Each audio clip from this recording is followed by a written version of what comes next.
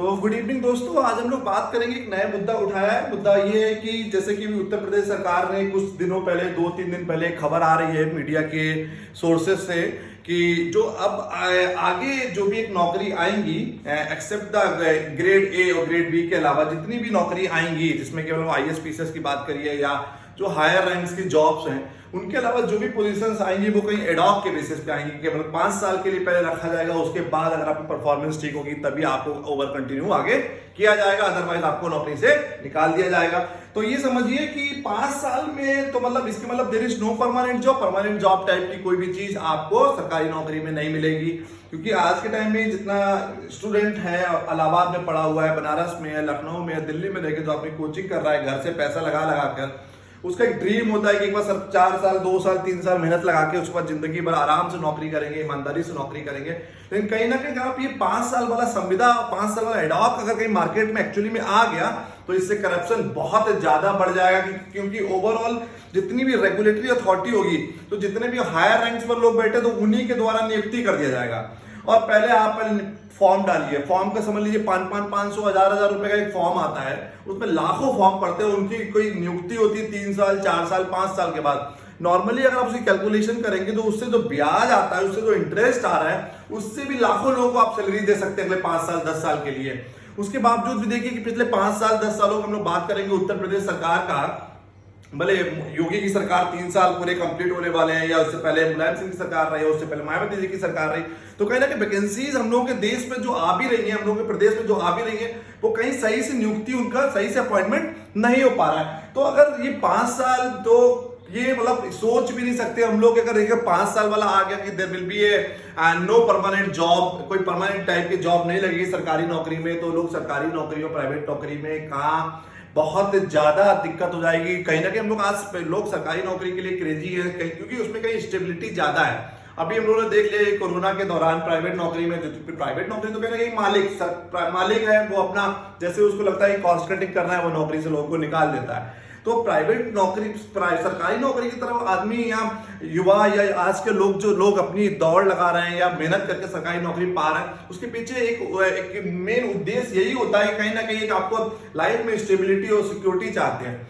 अब अगर 5 साल वाला अगर आ गया तो कहीं ना कहीं बहुत बड़ा दिक्कत होने वाला है मार्केट में, और वो भी ऐसे समय में आप ये 5 साल वाला 5 साल वाला इशू रेज कर रहे हैं मार्केट में कि there will be no permanent type of job. पहले 5 साल आपको नौकरी करना पड़ेगा, उसके बाद संविदा, उसके बाद आपका वो एडॉक से आपको परमानेंट में कन्वर्ट करेंगे। तो कहीं ना कहीं करप्शन और बहुत ज्यादा बढ़ जाएगा। अभी भी देख लीजिए कि बिना सरकारी नौकरी में जिन नौकरीज में इंटरव्यू है, तो वहां पर कहीं ना कहीं आपको एक सर्टेन अमाउंट देना पड़ता है, उसके बाद ही आपकी सरकारी नौकरी लग रही है, या इंटरव्यू में पैसा खिलाना पड़ रहा है। दूसरा मुद्दा ये, वो भी इस समय पर कर रहे हैं जहां पर अगर आप इस समय बेरोजगारी की दर देखिए, अप्रैल 2020 का बात बता रहे हैं, आप डेटा देख लीजिए, 2020 में कहीं आपकी डबल डिजिट, कहीं 22-23% आपकी बेरोजगारी थी, और जो कहीं घटकर अभी भी डबल डिजिट में 14-15% आपकी अभी भी बेरोजगारी की दर है। उसके बाद जीडीपी का डाटा देख रहे हैं, वो -23 -24 में जा रहा है, ठीक है। तो आपको ओवरऑल इन्फ्लेशन देखिए 8-9% से इन्फ्लेशन चली। तो ऐसे समय में आप ऐसी समाचार, ऐसी खबरें निकालकर और यूथ को कहीं ना कहीं आप भड़का रहे हैं। वैसे ही आदमी परेशान है, रोजगार का साधन नहीं मिल पा रहा, नौकरियां नहीं मिल पा रही हैं, कॉलेजेस और यूनिवर्सिटी इतना ज्यादा खुल गया, सप्लाई बढ़ी जा रही है, लेकिन मार्केट में कोई भी डिमांड नहीं है। तो कहीं ना कहीं अगर आप लोग अगर ये वाला मुद्दा मार्केट में एक्चुअली में आ गया तो बहुत बड़ा एक, समझ लीजिए आपको एक सिविल इमरजेंसी, एक इमरजेंसी नाम की चीज मार्केट में आ जाएगी। दोबारा पूरा पब्लिक अपने घर से निकल कर सरकार के खिलाफ प्रोटेस्ट करेगा। सरकारों में तो ये नहीं होता है, अगर आप लोग भी यही करिए, अगर आपको ये करना है कि 5 साल तक ही परमानेंट, के 5 साल बाद ही परमानेंट करेंगे, तो ऐसा आप दुनिया के हर पहलू में, दुनिया के हर जगह होना चाहिए। जैसे सरकारों में बात करें, आपने एक बार मुख्यमंत्री बन गए तो 5 साल के मुख्यमंत्री हो गया, तो ऐसा होना चाहिए कि अगर 1 साल के लिए पहले अगर आपने आपको वोट दिया, मतलब जो जनता, देश की जनता, प्रदेश जनता आपको वोट दे रही है, इसलिए वोट दे रही है ताकि आप देश का और प्रदेश का तरक्की करें। अगर जो मंत्री या जो सांसद या जो एमएलए कहीं ना कहीं ठीक से प्रोडक्टिव काम नहीं कर पा रहा है, उसको हम लोगों को वोट विड्रॉल लेने की क्षमता भी होनी चाहिए। तो अगर कानून बनाइए तो दुनिया के starting from the bottom of the pyramid to the top level, नीचे से लेकर ऊपर तक की सब जगह कानून बनाइए। ऐसा नहीं केवल नौकरी में आप कानून बना दिए, पहले संविदा होगा बाद में परमानेंट होगा। आप अपने यहाँ भी करिए, एमपी एमएलए में कई सारे हम आपका नाम ले सकते हैं, बीजेपी में, कांग्रेस में, अभी तो बीजेपी का सरकार चल रहा है केंद्र में भी, प्रदेश में भी। तो कहीं ना कहीं ऐसे कई सारे मंत्री हैं जिनकी जीरो प्रोडक्टिविटी है, बस कहीं ना कहीं नेम और फेम के चक्कर में, वोट बैंक के चक्कर में आपके साथ जुड़े हुए हैं। तो कहीं हम लोग इसका बिल्कुल भी सपोर्ट नहीं करेंगे। बहुत बड़ा आंदोलन मार्केट में क्रिएट होगा, आप उसको नहीं समझ पाएंगे। और ये भी समझ लीजिए कि जीवन में दोबारा भारतीय जनता पार्टी की सरकार उत्तर प्रदेश सरकार में और केंद्र सरकार में किसी भी प्रदेश में नहीं बनेगी। तो आप ये बहुत सोच समझ कर डिसीजन लीजिए। एडॉक बिल्कुल, we don't want any ad hoc, we just want some permanent job. क्योंकि आदमी पढ़ रहा है, 12th करता है, फिर ग्रेजुएशन कर रहा है, कोई बीएससी कर रहा है, कोई बीटेक कर रहा है, कोई बीबीए कर रहा है, कोई बीकॉम कर रहा है, उसके बाद मास्टर्स कर रहा है, उसके 5 साल 4 साल तैयारी करने में पैसा लगा रहा है, मेहनत लगा रहा है, उसके बाद भी आप नौकरी दे रहे हैं परमानेंट एडॉक की। अगर परमानेंट नौकरी नहीं देना तो हमने इतना पढ़ाई क्यों करना? हम लोग स्टार्टिंग से जितना पैसा आपके कॉलेजेस में आपकी सरकार में खत्म कर रहे हैं, टाइम खत्म कर रहे हैं, उससे बढ़िया तो यही है। कहीं ना कहीं हम उतनी मेहनत और उतना पैसा अपने अगर व्यापार में लगाएंगे छोटी सी उम्र से, तो कहीं ना कहीं हम लोग एक जब 25 साल 26 साल का एक इंसान होगा तो कहीं ना कहीं हम उसमें उन पैसों का यूटिलाइज करके अपना बिजनेस को बिल्डअप कर सकते हैं। तो कहीं क्योंकि बिकॉज अगर आदमी आज के टाइम में पढ़ाई कर रहा है तो they are looking for some stability. इस सिक्योरिटीज की बात कर रहे हैं हम लोग, सोशल सिक्योरिटीज की बात करेंगे, स्टेबिलिटीज की बात करेंगे, इसीलिए हम लोग आज पढ़ाई कर रहे हैं, मेहनत कर रहे हैं।